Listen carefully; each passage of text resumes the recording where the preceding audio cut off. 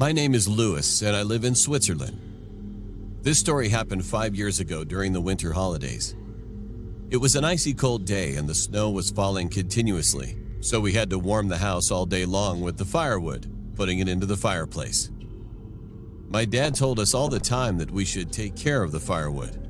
However, for the next days, we didn't do anything but just played Nintendo. Eventually, we noticed late around 9 p.m. that we had run out of wood.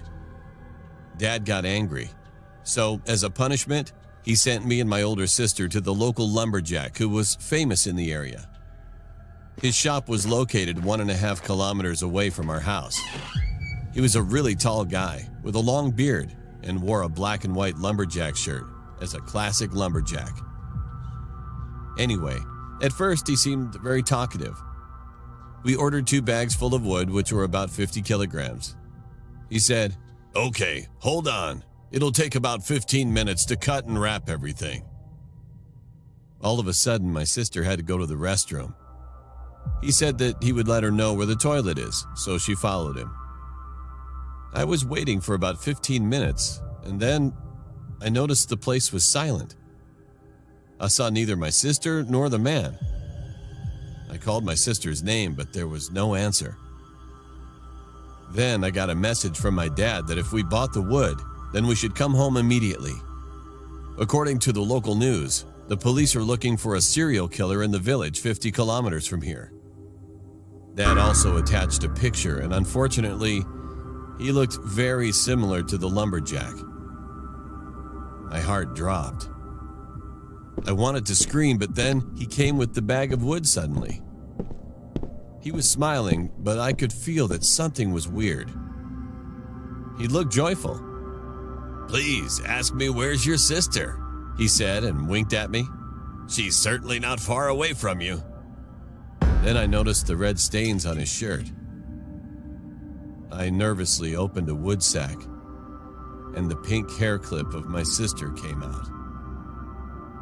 I was full of anger. I grabbed a wooden bag with all my strength and hit the man. He screamed and fell on the floor, and I pulled out my pocket knife and stabbed him. 2 or 3, many times. Suddenly, I heard a loud scream out of nowhere.